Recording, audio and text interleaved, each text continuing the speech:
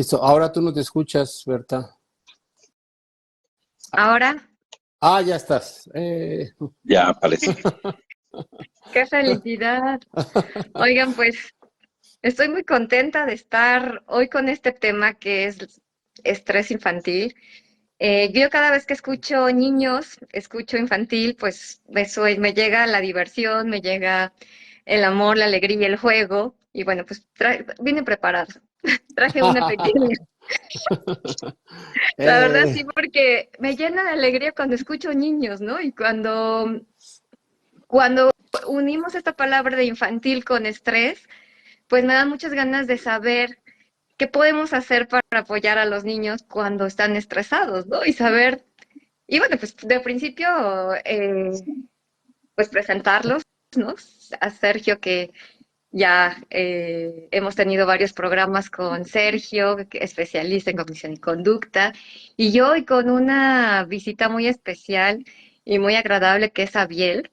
Él es médico pediatra. O sea, de hecho, en los primeros programas decíamos, no, nosotros no somos médicos, pero es muy importante también escuchar a un médico pediatra.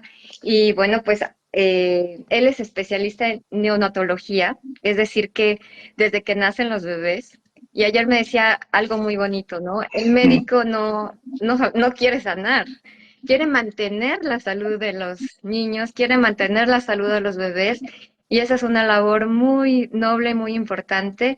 Y bueno, pues aparte Abiel ha estado con nosotros en Lean Solution tomando varios entrenamientos en bioscodificación y también los ha aplicado. Entonces, pues, yo quisiera preguntar muchas cosas, pero voy a empezar por una. ¿Qué es el estrés infantil desde el punto de vista médico y luego pues también desde la parte conductual, ¿no? Con Sergio. ¿Cómo ves, Abiel? ¿Qué es el estrés infantil? ¿Qué tal? Sí, buenas. Muchas gracias por la invitación. Aquí estamos para servirles. Y bueno, hablando ya del tema de estrés infantil, el estrés generalmente es una situación que nos lleva al cambio. Es un cambio en las actividades diarias del niño que le genera una angustia. El estrés normalmente lo tomamos con una connotación negativa, con algo que nos afecta, pero puede ser positivo en dosis pequeñas. Un estrés pequeño, por ejemplo, puede ser prepararse para un examen, donde el niño, gracias a sentir ese estrés, es capaz de estudiar, dejar algunas actividades y dar prioridades, y desarrollar habilidades que él mismo puede cada vez mejorar y que le ayuden. Pero también puede ser el estrés una situación fuera de control, que es lo que nosotros generalmente conocemos como el estrés.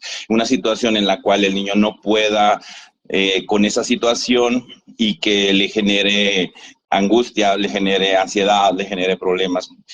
Y depende de cada niño, puede ser un estrés grande o pequeño.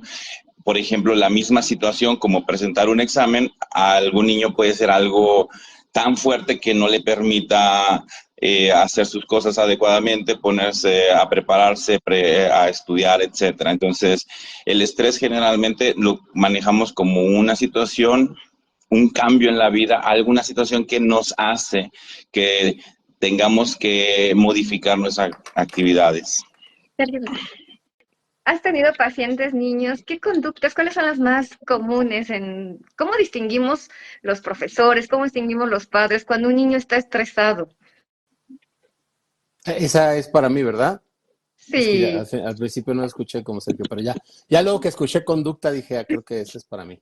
Entonces, bueno, primero hay que reconocer y decirles a todos, pues que no sé cómo decirlo, o sea, que no se alarmen. O sea, es muy común que no nos demos cuenta. Entonces, también es importante no caer en la culpa y estresarnos por no ver el estrés, ¿no? Entonces, creo que como dice el doctor Abiel, es un tema de notar los cambios.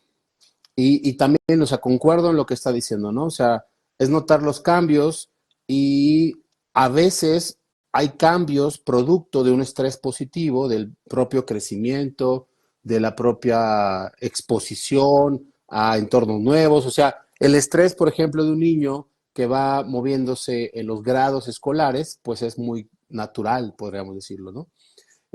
Pero como profesores o como papás, si notamos cambios de conducta que pueden intrigarnos, que pueden causarnos cierto tipo de alerta, algo muy común es, porque a veces pensamos, se nos fue tantito ahí, Abiel, creo, ¿no? Entonces, a veces pensamos, Berta, que el estrés tiene que ver con una acción de movimiento, con una acción extrovertida, con algo como de estar nervioso, ¿no? O sea, entonces, pero no, a veces el estrés se manifiesta con una situación, con un comportamiento pasivo, o sea, un aislamiento del niño puede ser probable que tenga que ver con este tipo de estrés que estamos diciendo, un enojo del niño, o sea, esta irritabilidad a veces en los niños puede ser producto del estrés. Entonces, todos esos cambios que nos llegan que salen de lo común o que salen del comportamiento que mi hijo o que el niño, si yo soy un profesor, por ejemplo, o un cuidador, ¿no? Entonces, y sale de lo común, dejar de comer, alteraciones del sueño, presentar ciertos tics nerviosos, cierto factor de aburrimiento, una resistencia ante el juego y las estimulaciones cognitivas diarias, una falta de sociabilización con sus compañeros. Entonces, todo este tipo de actitudes o comportamientos será entonces una posible alerta de una situación de estrés. ¿Qué causa generalmente el estrés de un niño? Porque me imagino que a los niños, pues, igual que todos nosotros, somos un mundo, pero ¿qué es lo que más le causa estrés a un niño? Bueno, de hecho, la etapa infantil viene desde que nace, ¿no? ¿Cómo distinguimos que un bebé está estresado? ¿Qué cambios podemos ver, no? O sea, porque también me imagino una mamá está llorando, pero puede llorar por diferentes causas. ¿Cuándo podemos distinguir si está estresado o simplemente está manifestando o está comunicándose con nosotros de alguna necesidad que tiene el ¿Qué bebé? tiene? Ujú. Bueno, otra vez no es algo tan fácil, ¿no? Pero sí se puede detectar. Hablemos de algo interesante a nivel neurobiológico, neurofisiológico, ¿no? El estrés es resultado de una alteración en el sistema nervioso, ¿sí? O sea, hay una sobrecarga en el sistema nervioso central y esa sobrecarga se activa en dos partes del sistema nervioso, que es, digamos, el sistema nervioso autónomo, pero luego se ve en el simpático y en el Ujú. parasimpático, ¿no? Entonces, en el simpático va a presentarse de cierta manera a través de irritabilidad, demasiado movimiento en muchos sentidos, ¿no? Expresión corporal fuera de lo común, el famoso tema de la hiperactividad, al final de cuentas es un estrés producto del sistema Ujú. nervioso, del sistema nervioso simpático. En el parasimpático se va a manifestar casi el lado contrario, ¿no? Entonces va a haber un exceso de pasividad, mucho sueño, búsqueda de sueño, pero curiosamente, paradójicamente puede tener dificultades para dormir, irritabilidad para dormir, pero luego mucha somnolencia, mucho tipo de cosas. Entonces, cosas muy importantes para poder verlo, alimentación y sueño, ¿no? Ujú. Alimentación, que esté comiendo, que aquí ya empezamos con los consejos para los papás, ni modo, pero ¿no? Es muy importante. A ver si ahorita Abiel se puede volver a reconectar, déjame ver si ya lo tengo por acá. Entonces, porque también está bien interesante su punto de vista, ¿no? Ahí está ya conectándose, mira, Qué bueno. a ver si ya entra para que le preguntemos también. Ahí está ya bien, mira.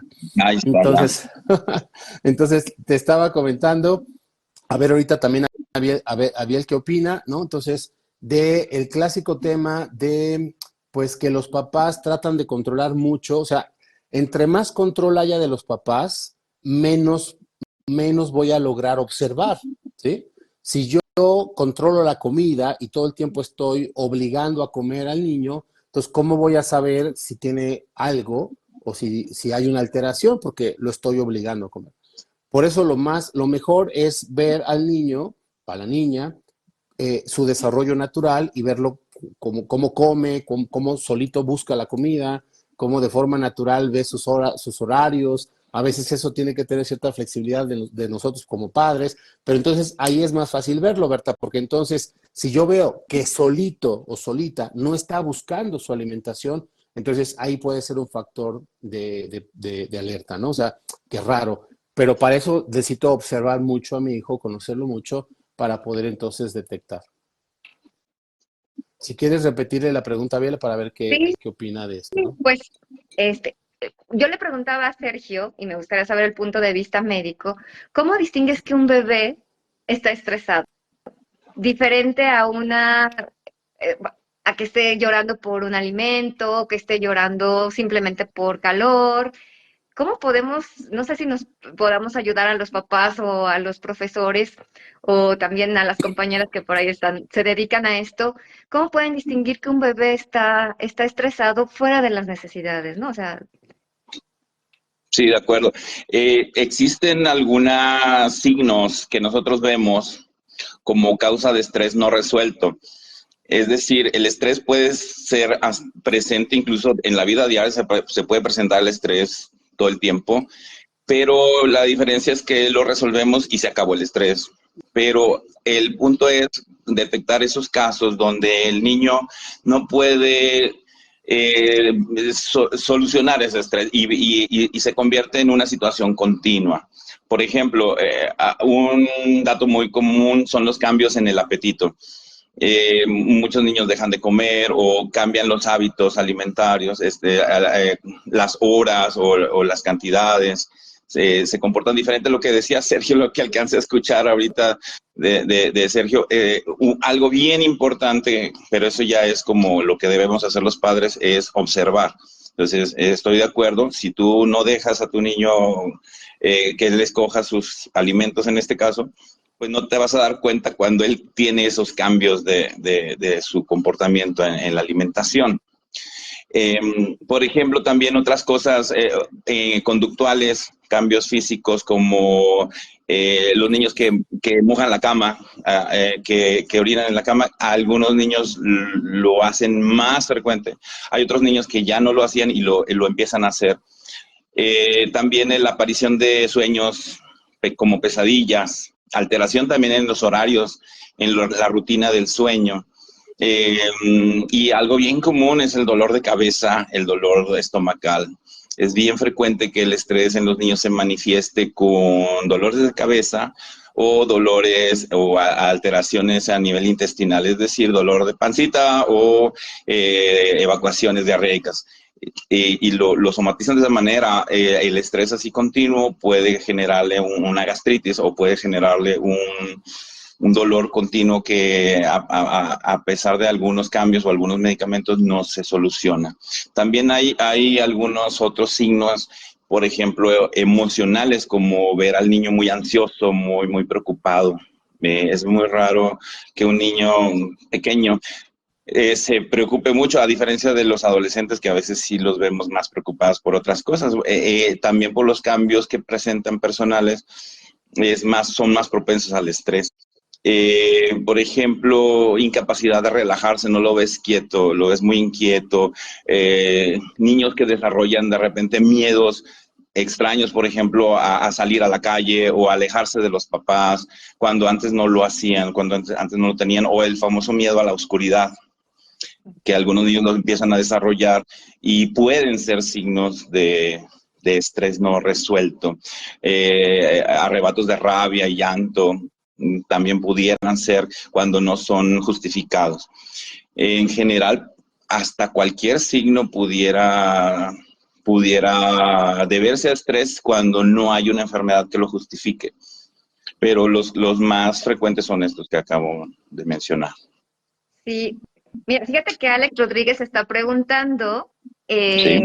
¿cómo puedo ayudar a mi hijo a mejorar su alimentación? Porque no le gusta comer, se aburre y deja de comer. Y es uno de los mitos que ahorita me preguntaba, dice Sergio, entre más control tengamos en un hijo o en un alumno o en un infante, pues menos nos damos cuenta. ¿Cómo mantenemos esa parte donde sí tiene que comer, pero que no controlemos qué comer? Y pues cómo ayudarlos así a alimentarse, ¿no? ¿Cómo ves, Sí. Sergio? Pues es un punto muy importante y la respuesta, yo diría que es un cambio de percepción, de conciencia. Con esto que voy a decir, le vamos a como pegar en cascada a muchas de las cosas con respecto a los hijos, ¿no? Ok. Entonces, aprender a ver a nuestros hijos de una manera um, cósmica, cosmológica, ¿no? También yo le llamaría eso cuántica, ¿no? Entonces, aprender a ver a nuestros hijos como maestros. Entonces, si tenemos una convicción de alumnos, si tenemos una convicción de aprendices, porque lo que nos enseña la cultura es que nosotros tenemos que ser los padres y nosotros tenemos que saber cómo ser padres, y eso es una mentira. No sabemos cómo ser padres. Entonces, dejar que el niño nos enseñe. Entonces, afortunadamente hoy hay una diversidad, hay una gama increíble de respuestas en los niños, y Abiel no me va a dejar mentir. Es impresionante lo que hay hoy, lo que Abiel debe estar viendo en los niños y los papás, las diferentes cosas que los niños son capaces ya desde muy pequeños de manifestar, de pedir, de hacer. Entonces, dejarnos sorprender por esta esencia de nuestro hijo, acompañarlo, observarlo. Este es el tipo de amor que yo creo que requerimos evolucionar como seres humanos, que es un amor contemplativo, ¿sí? Un amor, el famoso amor incondicional. No este amor como de dominio, o este amor preocupado, este amor desde el miedo. Entonces, si yo aprendo a observar a mi hijo en todos sus matices, le permito desarrollarse, le permito, aunque sean cosas que a mí no me enseñaron, aunque sean cosas que a mí no me permitieron, aunque sean cosas que yo veo como que no deberían de ser, me permito observar. O sea, en un niño, yo diría que hay dos cosas que requerimos respetar, ¿sí? Una, su capacidad, neurológicamente hablando, el niño antes de los 7 años, la mayor parte de su comportamiento es a explorar y aprender. O sea, el niño se va a sorprender de absolutamente todo. Va a querer integrar cosas, va a querer explorar cosas. Ese sería un comportamiento, digamos, natural en un niño. Entonces, yo requiero respetarlo. Llegar, obviamente, cuidar hasta ciertos límites, pero respetarlo. Y luego, la otra es su capacidad de expresión, comunicarse. Entonces, ahí es donde ser un buen padre significa estar al nivel de mi hijo, incluso bebé, ¿no? Hay cosas, hay anécdotas que me gustaría ahorita ver si tenemos el espacio para contarte de mi hija, de una anécdota en ese tipo de expresión, pero para poder escuchar y ver, a lo mejor mi hijo es de no comer mucho, ¿no? O sea, en un momento dado, o sea, una cosa de los papás es que piensan que la forma en la que ven los hijos, por ejemplo, este tema, ¿no? Es que a mi hijo no le gustan las papas y nunca en la vida le vuelven a dar papas, ¿no? Entonces, si aprendemos a relativizar y decir, mi hijo ahorita no le están gustando las papas, ¿no? Claro. Pero en un mes, quién sabe, mi hijo ahorita no come mucho, pero en 2 años, quién sabe, ¿no? Entonces, ahorita mi hijo le está pasando esto, pero quién sabe, ¿no? El hijo de mi hermana, por ejemplo, yo me acuerdo que chiquito nos preocupaba, no come mucho, ahorita no lo podemos parar de comer, y ya mide un 80, ¿me explico? Entonces, la expresión genética, la expresión biológica de nuestros hijos es maravillosa. Entonces, lo que más deberíamos hacer como papás es permitirnos observar y sorprender, como dice Abiel también. Wow. Pues esto, yo que sigo armando mi botiquín y ahorita va a ser para los maestros, para los niños, y también les mando muchos saludos a las maestras que se dedican al sistema Montessori, donde ellos se dedican a observar al niño y que el niño les pida qué aprender, pues les mando también un saludo. Entonces, lo que estoy captando y lo que estoy percibiendo es observar a los niños, conocerlos, y son muchas de las herramientas que adquirimos aquí en Link, Sergio. O sea, en todos los entrenamientos que nos has dado, esta parte de tener una genuina relación con los niños, una genuina donde decirle, no soy el adulto perfecto, pero puedo aprender contigo, eso se me hace súper valioso y son de las herramientas que adquirimos aquí en Link.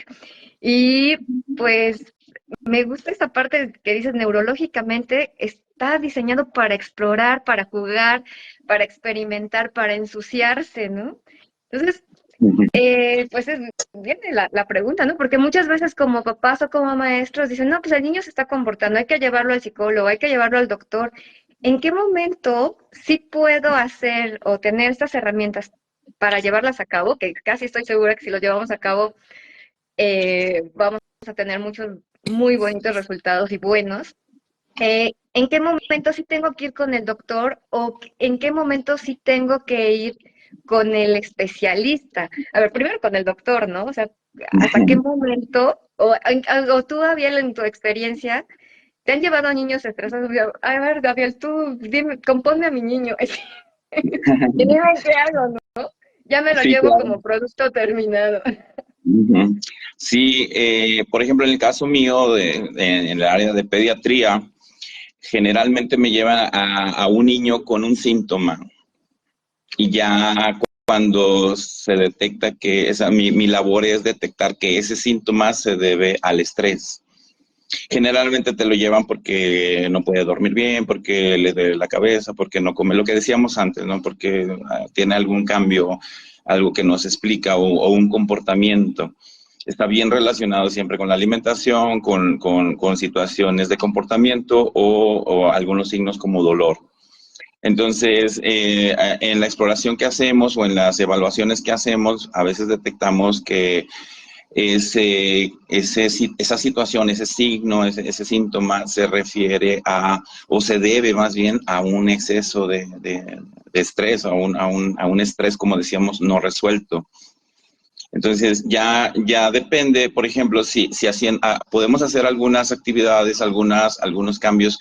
Incluso podemos dar medicamentos, pero si no modificamos esa situación que genera el estrés, ojo que a veces el estrés se genera no solamente en el niño, sino en los papás o en el ambiente general, porque a veces no son los papás, también son los abuelos y los tíos y todo el mundo que interviene en el cuidado de ese menor. Entonces, cuando detectamos que se trata de una situación así, a veces aunque le des medicamentos o algunas terapias no funciona adecuadamente y hay que recibir ayuda. Es ahí donde nosotros podemos enviar al psicólogo o dependiendo del caso, ¿verdad? Al psiquiatra o hacer un trabajo con los papás para también que ellos se traten. Es decir, la salud de un menor no siempre es propia del menor, sino también está relacionada con la salud de la familia en general, tanto las personas como el entorno. Entonces hay que modificar el pensamiento de los papás, hay que en la medida de lo posible modificar el entorno, es decir, hacer un ambiente saludable, agradable para el niño, divertido, que haga cosas diferentes. Ya cuando detectamos que ese síntoma se refiere o se se origina por un exceso de estrés. Cuando todo esto falla, bueno, sí, hay que enviarlo al psicólogo, incluso al psiquiatra infantil, para ya que sea un tratamiento más especializado. Sí. Oye, tengo aquí otra pregunta, Sergio. Dice, en el marco que me describe Sergio, mi hija tiene sus resistencias para asistir a la escuela. La profesora ha herido mucho con sus palabras. ¿Qué ruta, en base a tu formación, recomiendas para que, para que ella se inscriba a la parte institucional de la escuela y logre requisitos que piden en la escuela? Bueno, aquí la escuela según nos forma, bueno, sí nos forma de alguna manera, pero ¿qué hacemos con estas maestras que están también hiriendo, o como en el caso, a los niños, ¿no? Con palabras. O sea, ¿cómo preparamos a un niño, o en este caso, qué herramientas le podemos dar a un niño para enfrentar ese ambiente que también tiene, ¿no? En la escuela. Claro. Yo me voy con las palabras que estaba diciendo Abiel, ¿no? Y es imaginarnos la familia, requerimos llegar a imaginarnos la familia como un búnker de protección de amor, ¿no? Entonces, o sea, nuestra familia debe ser el paraíso. O sea, todo niño merece, debería estar estipulado, creo que está hasta estipulado en la ONU, ¿no? Claro. Todo niño merece tener un entorno de amor y de paz. Y todas las instituciones y todos los gobiernos y obviamente los adultos, los papás, requerimos fomentar y proteger ese entorno y ese ambiente de amor, de paz. Si el niño en su raíz, en su marco, que es su familia, recibe ese amor, la maestra puede decir misa, las escuelas pueden hacer lo que quieran hacer, pero el niño va a sentirse protegido y amado, ¿no? Entonces, todo lo que puedan, y aquí viene obviamente los comerciales hacia lo que hacemos en LINC, ¿no? Todo lo que el papá o los papás puedan hacer para ellos aprender sobre el amor propio, sobre la inteligencia emocional, sobre la conciencia, sobre el alma, todo lo que ellos puedan hacer para proteger el amor hacia ellos mismos, entonces inherentemente estarán creando el entorno de amor. Desde que empezamos esta conversación y lo que ha dicho también el doctor Abiel, hablamos de entornos, de ambientes, de sistemas. Entonces, si protegemos esos sistemas, si protegemos esos ambientes, o sea, ¿qué es lo que le estamos diciendo a Armando particularmente que pregunta, pero a todos los papás? Acérquense a sus hijos, ¿sí? Entonces, ahora, también sean humildes, yo voy a hablar como papá también, entonces también seamos humildes de reconocer que a veces no sabemos cómo hacer ese acercamiento. También reconozcamos que no tenemos esa capacitación. También reconozcamos que tenemos carencias de amor en nosotros mismos. Tenemos heridas. Tampoco fuimos niños necesariamente protegidos. También fuimos niños que no necesariamente vivimos en entornos de amor. Reconozcámoslo. Reconozcámoslo y acerquémonos a lugares y a entrenamientos, a capacitación que nos permitan recuperar esa manera de vivir, esa alegría natural en todos nosotros, ese amor natural en todos nosotros, porque si no hacemos ese trabajo como padres, ¿qué queremos hacer con nuestros hijos? Vamos a hacer desastre tras desastre tras desastre, ¿no? Que de por sí con todo y el amor del mundo, de todos modos es difícil, pero si nosotros los procuramos, los niños no quieren perfección, ¿sí? Y la perfección justamente es uno de los factores de estrés más importantes, el perfeccionismo, ¿no? Entonces, los niños lo que quieren es cercanía, contacto, ¿sí? Estar ahí, atención. El mejor mecanismo de transmisión de amor es la atención que yo le pongo a mi hijo. Entonces, acérquense, escuchen. De hecho, estas maestras, vamos a hablar un poquito así, ¿no? Estas maestras como la que nos decía Armando, estos retos, estos niños que hacen bullying, estos peligros que hay en el mundo en general, son un mecanismo maravilloso de acercarme a mis hijos. De cierta manera, si le está pasando esto, es porque me está invitando a que yo le escuche, me está invitando a conocer más. Aprendan a hacer preguntas de exploración, aprendan a hacer preguntas de comprensión, aprendan a quitar su ego, quitar la mente racional y estar contemplativamente con el alma ahí para que entonces podamos escarbar en el mundo de nuestros hijos. Hay que ver a nuestros hijos como si fueran pequeños universos, ¿sí? Entonces, penetrar en el mundo de nuestros hijos, entrar en ese universo, es una de las cosas más maravillosas que podemos hacer. Oye, Sergio, esto, pues, como dices, nos falta preparación, ¿no? Tanto a padres, a profesores. A mí sí me gustaría que en Link tuviéramos un taller para padres, ¿no? Un taller para profesores y también para... Y me encanta esta entrevista porque tenemos la parte de Link, que desde que yo los conozco, desde que te conozco, Sergio, siempre me ha invitado a eso, a conectar, a amar, a ser auténtico. Sé que es un trabajo importante. Y ahora Biel como médico, en realidad todos llegamos al mismo camino, ¿no? Y a Biel, pues siendo médico, me gustaría que nos compartieras cómo has aplicado este entrenamiento que has tenido en bioscodificación en tu vida diaria, porque a mí yo tuve la fortuna de entrevistar a él cuando lo vi de médico y estaba tan interesado y con esa carita de amor para darle a los niños. Hoy que ya estás en otro camino, me gustaría saber cómo practicas y cómo combinas esta parte de la medicina con la biodescodificación, que realmente médicos como tú son los que me encantaría que todos los niños tuvieran, porque tienes pues los dos mundos, ¿no? Entonces, ¿cómo lo aplicas? Muchas gracias. Pues fíjate que sí me ha servido bastante para ampliar todos los aspectos de la salud del niño. Nosotros como médicos fuimos formados en la escuela tradicional de detectar, de ofrecer tratamientos, enfermedades, etcétera. Pero ya con la parte de Link, ya con la parte de biodescodificación, aprendes que el origen de muchas enfermedades está en las emociones. El origen de muchas situaciones está en el entorno del ambiente en el que le brindas a ese paciente. Nosotros como pediatras tenemos algo que, bueno, que es un problema, pero es un problema muy bonito, que tenemos que adaptarnos a la edad del paciente. Es decir, no es lo mismo cómo trato yo a un recién nacido, a un niño de meses, que a un niño de 2, 3 años, que a un niño escolar y un niño adolescente. Es decir, cambia mucho la situación. En los niños pequeñitos, obviamente tratamos mucho con los papás. A veces es más complicado porque el papá, la mamá, los abuelitos te llevan a un niño que tiene un problema para que tú le soluciones ese problema. Pero si le dices, bueno, parte del problema eres tú, parte del problema es cómo se maneja ese entorno, es como que más complicado de tratar. Sin embargo, aquí aprendimos bastantes herramientas como para involucrar a los papás, como para aprender lo que decía Sergio, desde el amor, desde la observación de nuestro bebé, desde muchos otros puntos de vista que antes no observábamos. Generalmente tienes una enfermedad, le das medicamentos y se quita la enfermedad. Pues no. Resulta que hay muchos otros factores que influyen en el comportamiento de esa enfermedad o que nos van a llevar a la consecuencia de que el niño está enfermo. En casos de niños más grandes ya se puede trabajar con los niños escolares, por ejemplo. Últimamente he tenido casos donde los pongo a hacer alguna tarea.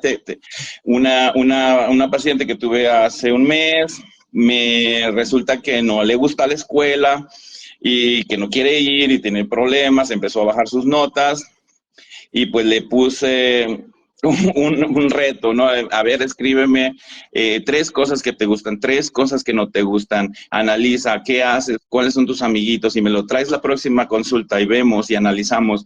Y si vieras qué cambio tuvo esa niña, de repente era una niña que ya le gustaba, que ya empezaba a involucrarse. Esa era una niña de aproximadamente unos 8 años. He tenido casos, por ejemplo, de niños preadolescentes donde no quieren comer, donde no quieren interactuar y hacemos algo de acuerdo a su edad. A los niños les gustan los retos, pues bueno, te voy a retar a que cada día comas un alimento diferente del que habías comido antes y me lo apuntas y me haces un dibujo y me dices si te gustó, si no te gustó. Pues ese niño en un mes comió más alimentos que lo que había comido yo creo en 5 años, es decir, en variedad de alimentos. Y de ver a un niño así cohibido y sentado, encorvado en la silla, estando yo observándolo, hasta miedo le daba que yo lo revisara, a tener un niño que me cambió, platicaba, no se cayó en toda la consulta, no dejaba hablar a los papás, etcétera. Entonces, a veces con pequeños cambios, gracias a las herramientas que hemos aprendido aquí en Link, haces más cosas y ya después de la tercera sesión con esa paciente, le digo yo a la mamá, fíjate todos los cambios que hemos tenido y sin un solo medicamento. Se le quitaron los dolores de estómago, se le quitó ¿Sí? el estreñimiento, se le quitó el insomnio, se le quitaron muchos detalles. Entonces, solo por involucrarnos, solo por hacerlo divertido, el comer alimentos que antes él rechazaba.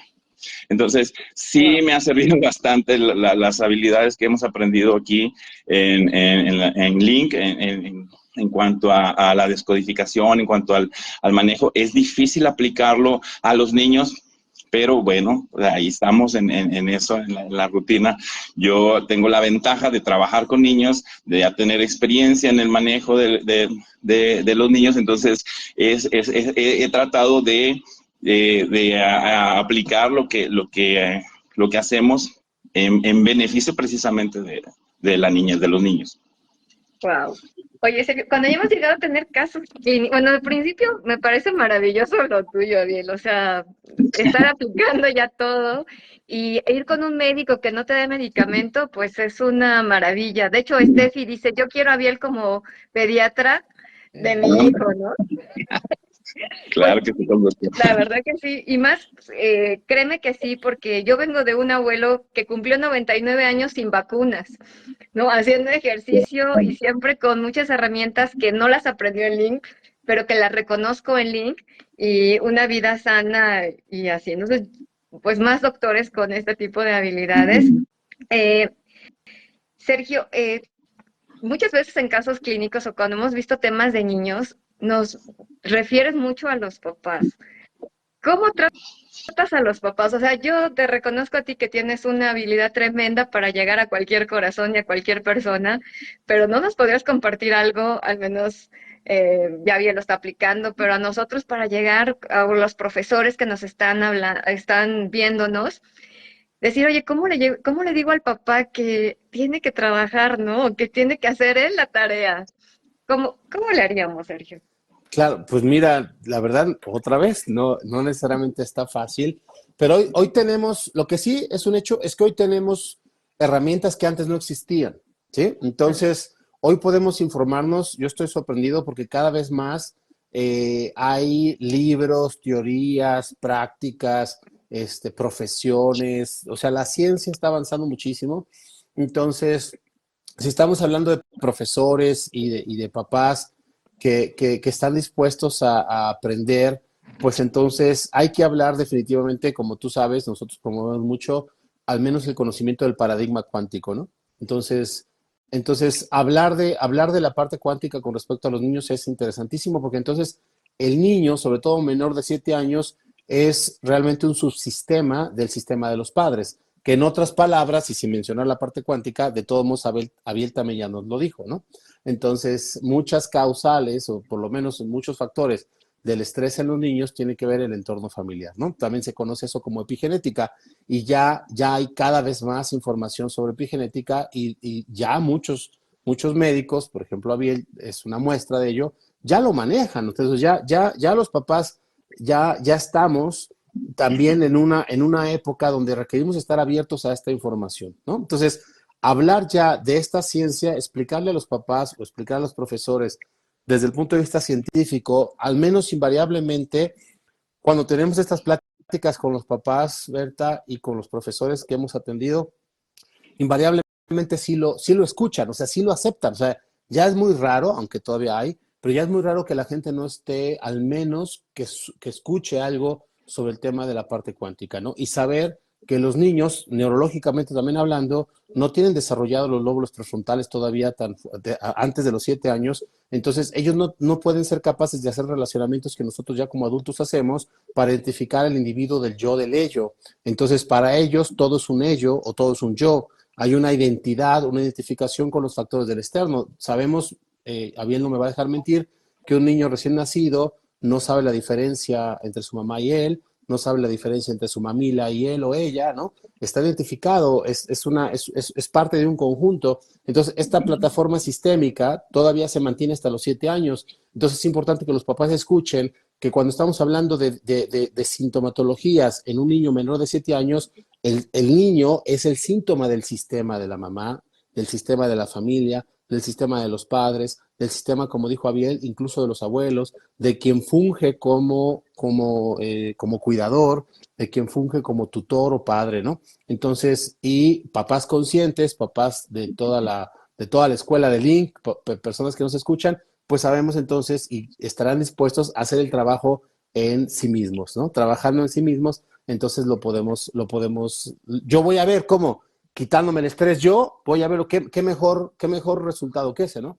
Yo quito el estrés en mí, yo quito el estrés en mi vida, tengo pláticas diferentes, suelto, libero emocionalmente y veo cómo eso afecta a mi hijo. Hagamos esas observaciones, o sea, no nos crean a Abel y a mí, hagan las observaciones ustedes como padres, dense cuenta cómo los cambios, sonríe más, pon más música, ten más naturaleza, haz más contacto con los animales, ahorita me gustaría explicar por qué, ¿no? Entonces, date cuenta que un cambio en ti va a generar un cambio en tu hijo. Sí, dice Lalo, ¿qué le recomendarán a un padre que tiene controlado a su hijo y que le dice quédate quieto, quédate aquí y no te muevas? Un niño por miedo a él se queda inmóvil. Yo quisiera antes que nada pues invitar a todos los papás, a todos los que nos están escuchando a meditación.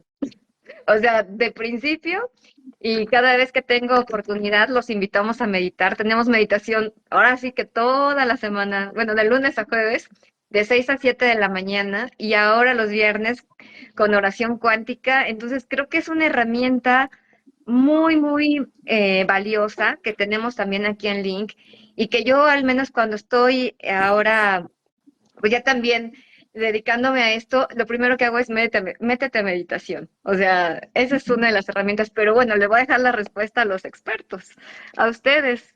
¿Qué le recomendamos a ese papá?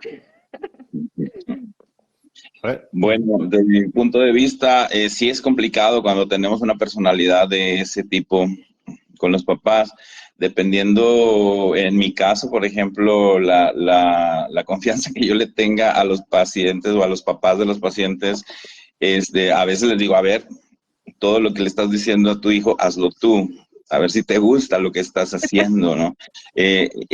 Los niños quieren ser niños, quieren divertirse, quieren hacer cosas. Hay algo que yo llamo, es arbitrario, esto no, esto lo descubrí yo conforme pasaron los años, es la educación en positivo.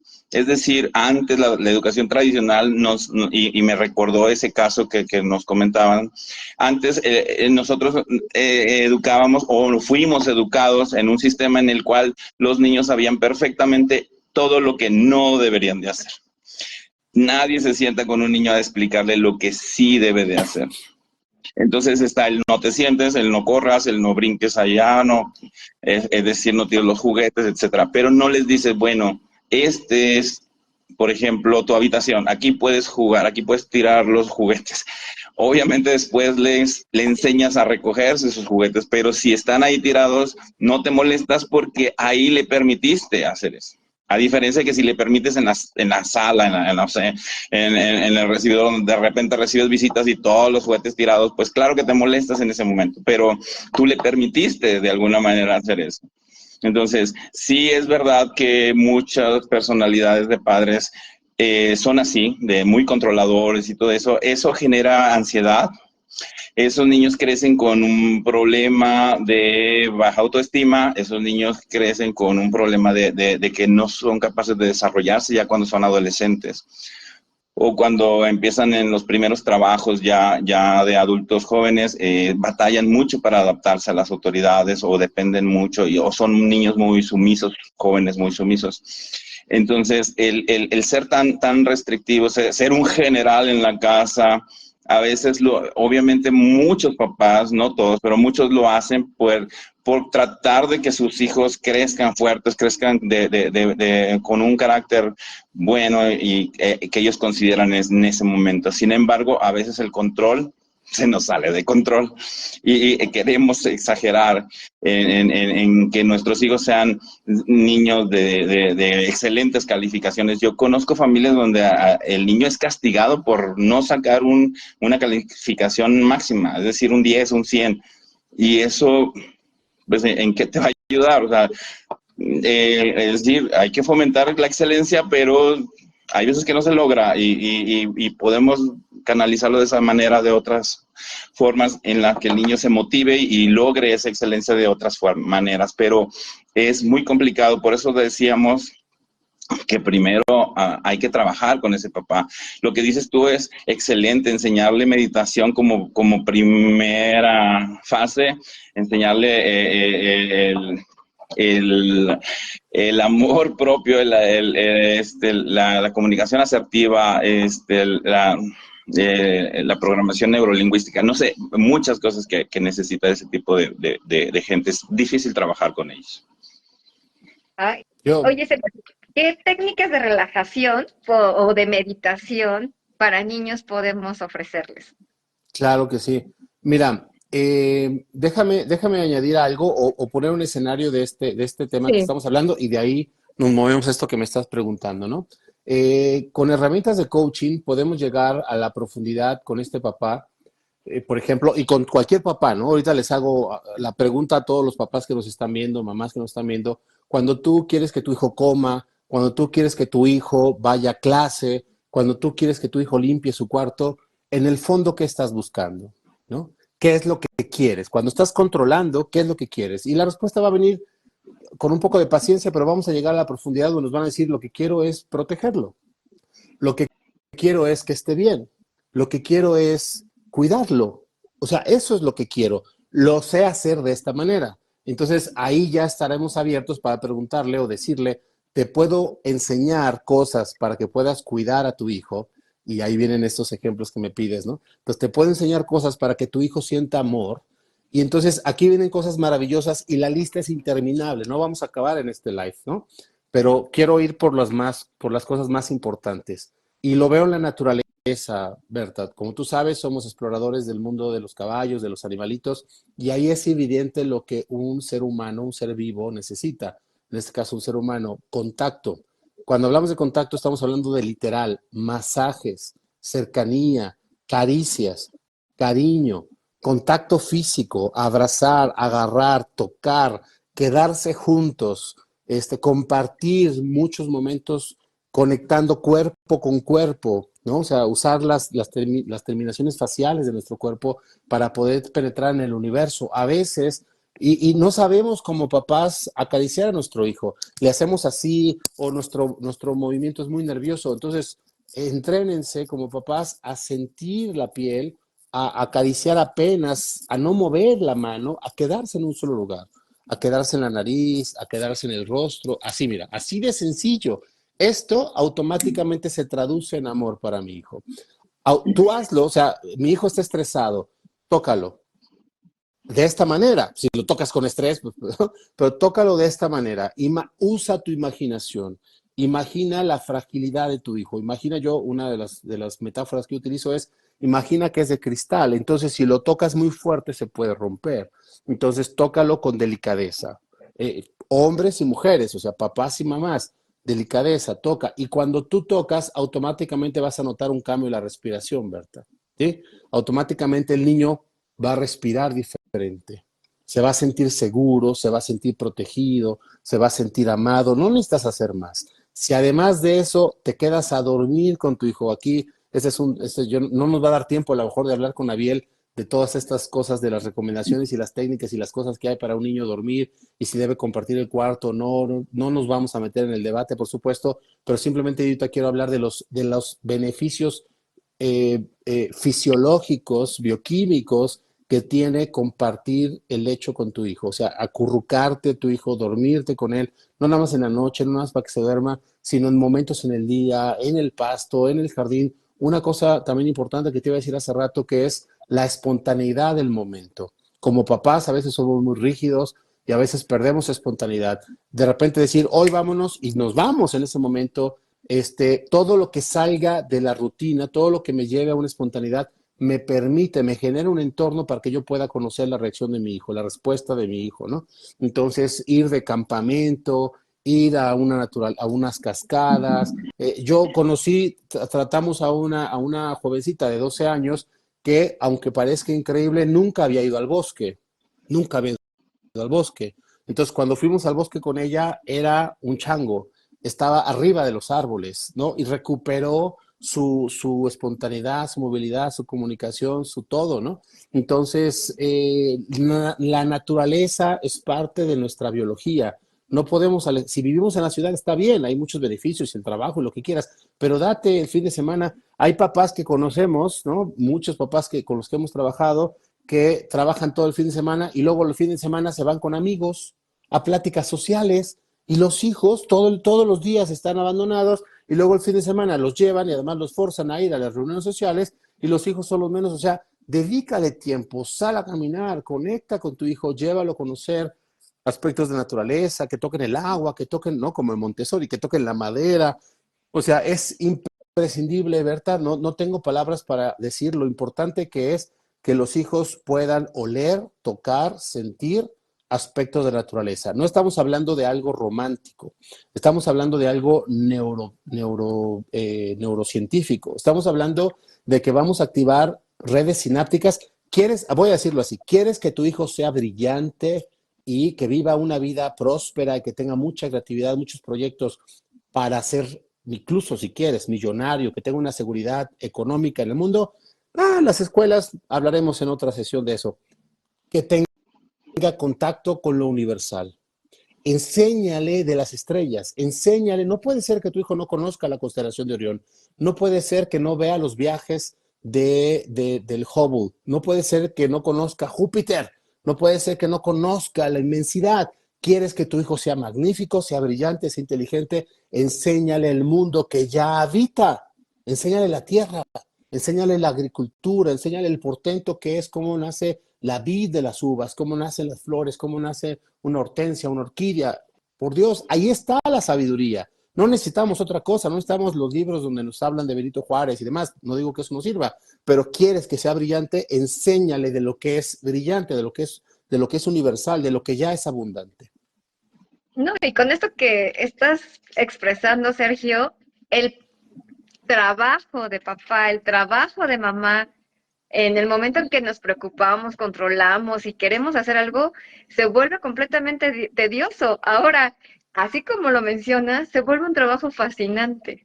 O sea, completamente fascinante de volverte niño otra vez con tus hijos, de volverte niño otra vez con tus alumnos, de volverte otra vez niña con tus ahijados, con tus sobrinos y volver a ver el mundo que dejamos de ver en algún momento, ¿no? Entonces, este trabajo de papá, de estresarme de si voy con el doctor, si voy con el especialista, si está estresado mi hijo, a mí al menos me dice, es divertidísimo ser mamá o divertirse ser papá o ser maestro, ¿no? Entonces, desde ese Podemos, punto de vista es padrísimo. podemos recomendar, Berta, ya que salió el tema muy rápidamente, podemos recomendar que vean la película de María Montessori, Sí. ¿no? Entonces, para que vean, cuando ella tenía, hablando de estrés, cuando tenía este conjunto de niños que le encargaron de diferentes edades y estaban en un losocom, en un centro psiquiátrico, y ella le encargaron que les enseñara, que les diera clases y no podía, y parecían como loquitos, ¿no? Entonces, ella los saca al patio y empiezan a jugar en la lluvia. Y esa conexión con la lluvia los despierta, Berta. Esa conexión con la lluvia, esa conexión con lo cuántico, despertó todo lo que fue y lo que es a la fecha uno de los sistemas educativos de mayor prestigio, de mayor realce, por supuesto modernos, de los últimos tiempos, de hace 50 años, ¿no? En su momento en Italia era el único sistema, obviamente hablando de un régimen ahí que no quiero meterme, pero era el único sistema que se promovía, ¿no? Por la calidad de los aspectos neurológicos que podía ser capaz de activar. Y todo comenzó con contacto con lo natural. Y como dices tú, o sea, todos los papás y todos los adultos de alguna manera hacen lo mejor que tienen para proteger, para amar y que verlo de esta forma, que también protegen y aman y logran lo que desean para sus hijos, de esta forma es impresionantemente valioso, ¿no? Pues ya nada más tenemos 5 minutos, no sé si quieren recomendarnos algo más para los niños, para los papás, Pues yo siempre yo, digo que todos somos niños con diferentes botargas, ¿no? yo, yo quiero Entonces, retar, yo quiero retar aquí a Biel a que nos acompañe nuevamente, porque digo, han salido varios temas, pero un tema que definitivamente tenemos que abordar o requerimos abordar en algún momento a Biel es el tema de los celulares, ¿no?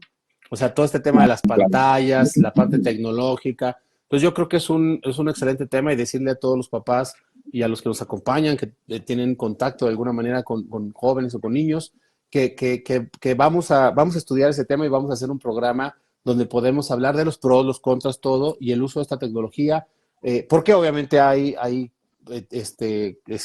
vistas extrapoladas, ¿no? O sea, de un lado y del otro. Pero entonces creo que sería algo importante, Berta, que pudiéramos tocar, porque definitivamente hoy en día un papá está muy confundido en el sentido de eso, ¿no? Yo en su momento también me pasó. Entonces sería algo que podríamos abordar, que nos digan aquí las personas que nos están escuchando si sería un tema que les interesaría, si lo podemos abordar en una siguiente transmisión, para que entonces lo preparemos. así es. Javier, ¿quieres comentarle algo más a todos los que nos están viendo? Claro que sí, acepto el reto, vamos a hablar de ese tema, está muy bueno y si la gente propone ese tema o algún otro, con todo gusto.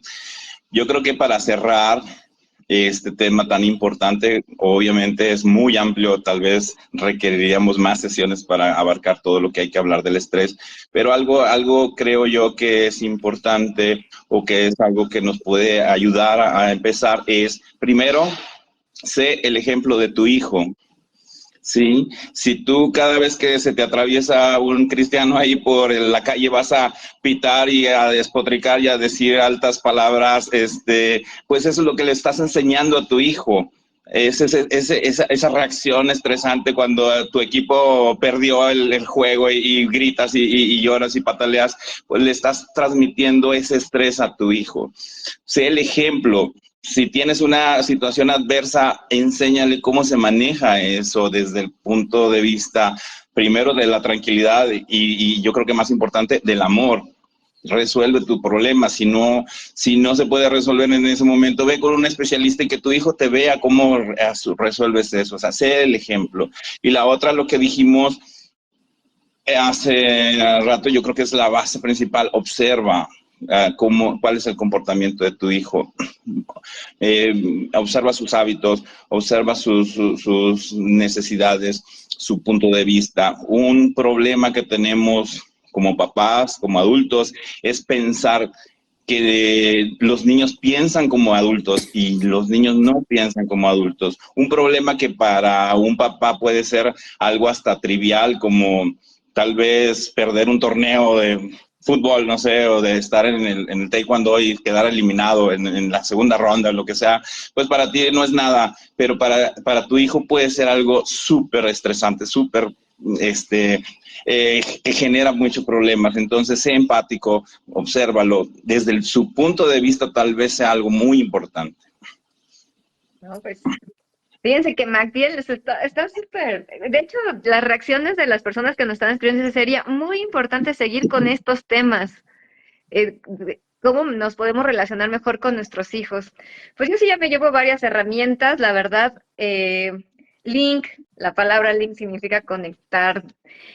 Conectar, amar, tocar, sentir, estar vivo en el momento presente con tu hijo, con el niño. Y bueno, pues realmente hoy tuvimos un programa súper bonito, súper interesante, de mucha utilidad. Y hoy estamos viendo los dos puntos de vista, el médico, descodificación cuántica, todo es ciencia y estamos aquí para aprender. Entonces, invitamos a los profesores, a los maestros, a todos los adultos que nos seguimos entrenando y divirtiendo como niños. Pues Sí. muchas gracias y yo sí me voy a seguir poniendo mi naricita. Nada más compartir, Berta, porque ven que hay varias personas que están poniendo, vamos a buscar contestarles ahorita, Sí. aunque sea offline, pero decirles un último consejo, recomendación. Como papás, incluso como profesores, extiéndanse, yo siempre les digo, extiéndanse un cheque en blanco de perdón. De todo, por ahí decía Stephanie también del tema de las heridas, extiéndanse un perdón, o sea, un cheque en blanco de perdón por todo el futuro de los errores que seguramente vas a cometer. Pero perdonándote, vas a poder ser libre de explorar junto con un hijo y hacer un mejor trabajo, porque uno de los factores más importantes de estrés es la culpa proyectada, ¿sí? Entonces, libérate a través del perdón y pues sí, va a haber errores, pero vamos a aprender aquí juntos con más de las cosas que vamos. Ya están pidiendo ahí la segunda etapa de esta charla, entonces seguramente Berta, mucho Sergio Biel, gusto. por favor, punto de vista sobre el tema de sexo. Pues sí tenemos varios, pues sí hay que contestarlos offline, pero pues de verdad fue enriquecedor. Muchas gracias, muy contentos y pues saludos a todos y a divertirse. Gracias, Javier, un abrazo. Gracias. Gracias a todos. Gracias a todos.